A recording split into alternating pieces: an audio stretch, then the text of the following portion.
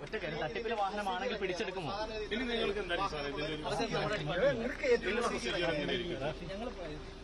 നമുക്ക് അറിയത്തില്ല. കസ്റ്റംസ് ഓഫീസപ്പോൾ നിങ്ങൾ വരുന്നതിന് മോട്ടോർ വെഹിക്കിൾ വരുന്നതിന്റെ കാരണം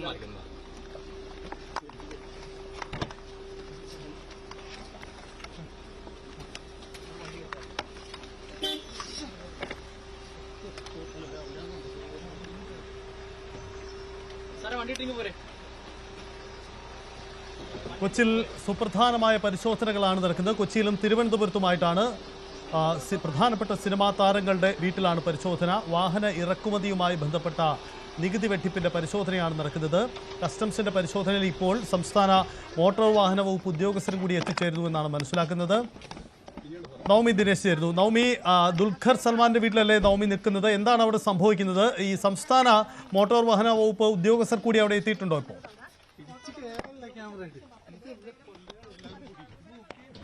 മഞ്ജുഷ, ഇപ്പോൾ കസ്റ്റംസ് ഉദ്യോഗസ്ഥർ നിർദ്ദേശം നൽകിയതിനെ തുടർന്നാണ് ഇപ്പോൾ മോട്ടോർ വാഹന വകുപ്പ് ഉദ്യോഗസ്ഥരും ദുൽഖറിന്റെ ഇളംകുളത്തെ വീട്ടിലേക്ക് എത്തിയിരിക്കുന്നത്. ഇവിടെയാണ് ഈ നേരത്തെ നമ്മൾ സൂചിപ്പിച്ചതുപോലെ തന്നെ ഭൂട്ടാനിൽ നിന്നും നികുതി വെട്ടിച്ച് കടത്തിയ വാഹനങ്ങൾ ദുൽഖറും വാങ്ങിയിരുന്നു. അത് ഈ വീട്ടിലുണ്ട് എന്നൊരു നിർദ്ദേശം ലഭിച്ചതിനെ തുടർന്നാണ് ഇപ്പോൾ മോട്ടോർ വാഹന വകുപ്പ് ഉദ്യോഗസ്ഥർ ഇവിടേക്ക് എത്തിയിരിക്കുന്നതെന്നാണ് നമുക്ക് അറിയാൻ സാധിക്കുന്നത്. എന്തായാലും അടുത്ത ഘട്ടം എന്നോണം ഈ വാഹനം കണ്ടുകിട്ടിയാൽ അത് പിടിച്ചെടുക്കുക എന്നൊരു ഘട്ടത്തിലേക്കായിരിക്കും അടുത്തത് കസ്റ്റംസ് കടക്കുക.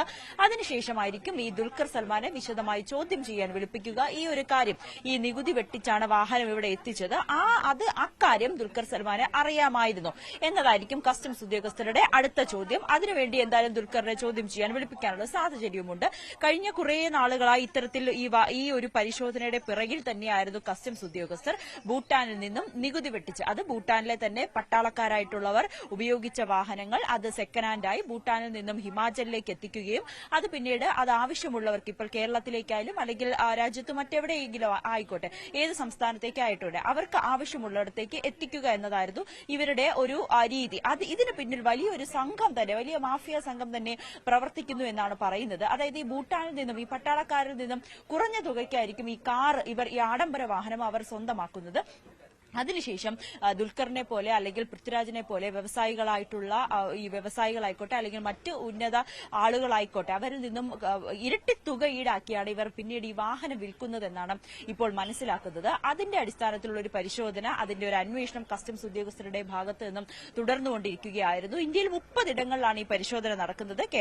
കേരളത്തിൽ 5 ഇടങ്ങളിലും, അതിൽ എറണാകുളത്ത് 3 ഇടങ്ങളിലും. ഒന്ന് ഈ പൃഥ്വിരാജിന്റെ തേവരയിലെ ഫ്ളാറ്റിൽ രാവിലെ പരിശോധന നടത്തി. പക്ഷേ അവിടെ നിന്നും ഈ കാറ് കണ്ടെത്താൻ കഴിഞ്ഞിട്ടില്ല എന്നാണ് കസ്റ്റംസ് ഉദ്യോഗസ്ഥർ പറയുന്നത്. തിരുവനന്തപുരത്തെ വീട്ടിലും ഇവിടെയും ഈ പരിശോധന നടത്തിയിരുന്നു. എറണാകുളത്ത് പരിശോധന നടത്തി. പക്ഷേ ഈ 2 ഇടങ്ങളിലും ഈ കടത്തി എന്ന് പറയുന്ന വാഹനം കണ്ടെത്താൻ കഴിഞ്ഞിട്ടില്ല. അവിടെ നിന്ന് ഉദ്യോഗസ്ഥർ മടങ്ങിയെന്നാണ് മനസ്സിലാക്കുന്നത്.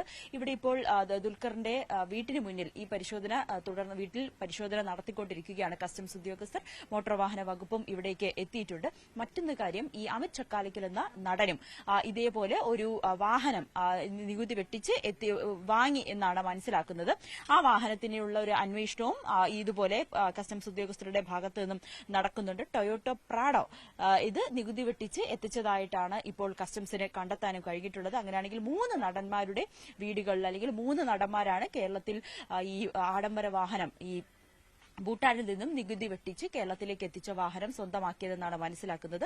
ഒന്ന് നടൻ അമിത് ചക്കാലക്കൽ, മറ്റൊന്ന് ദുൽഖർ സൽമാൻ, മറ്റൊന്ന് പൃഥ്വിരാജ്. അങ്ങനെ 3 നടന്മാരുടെ വീടുകളിലും അവരുടെ ഫ്ളാറ്റുകളിലുമാണ് ഇപ്പോൾ പോലീസിന്റെ കസ്റ്റംസ് ഉദ്യോഗസ്ഥരുടെയും മോട്ടോർ വാഹന വകുപ്പും ചേർന്ന് ഇപ്പോൾ ഒരു റെയ്ഡ് നടത്തിക്കൊണ്ടിരിക്കുന്നത്. എന്തായാലും കഴിഞ്ഞ കുറേ നാളുകളായി തന്നെ ഇതുമായി ബന്ധപ്പെട്ട് വലിയ പരിശോധന, ചില രഹസ്യ നീക്കങ്ങൾ നികുതി വകുപ്പിന്റെ കസ്റ്റംസിന്റെ ഭാഗത്ത് നിന്നും നടക്കുന്നുണ്ടായിരുന്നു. അതിനൊടുവിലാണ് ഇപ്പോൾ ഇവരുടെ വീടുകളിലേക്ക് പരിശോധനയുടെ ഭാഗമായി ഉദ്യോഗസ്ഥർ എത്തിയത്. ഇവിടെ ദുൽഖർ സൽമാന്റെ വീട്ടിലെ എളംകുളത്തെ വീട്ടിലെ പരിശോധന അത് തുടർന്നുകൊണ്ടിരിക്കുകയാണ്. അല്പസമയം മുമ്പാണ് മോട്ടോർ വാഹന വകുപ്പ് ഉദ്യോഗസ്ഥരും അങ്ങോട്ടേക്ക് എത്തിയിരിക്കുന്നത്.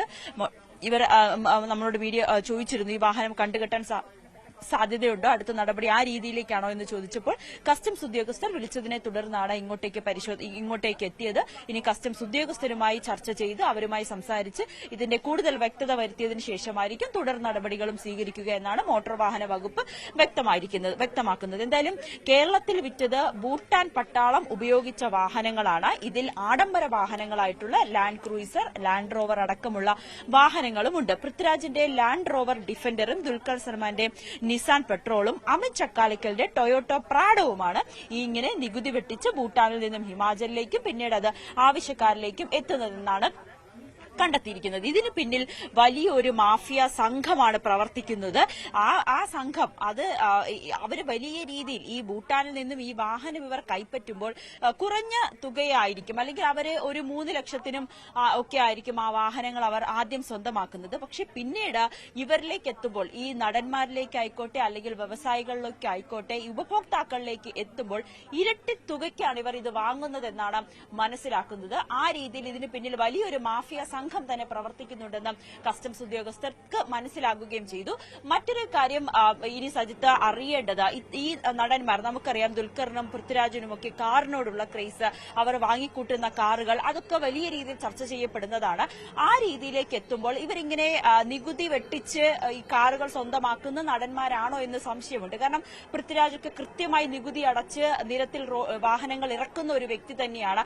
അതിലൊക്കെ കൃത്യമായിട്ടുള്ള നിയമങ്ങൾ പാലിക്കുന്ന വ്യക്തികൾ തന്നെയാണ് ദുൽഖർ ആയാലും ഈ പൃഥ്വിരാജ് ആയാലും.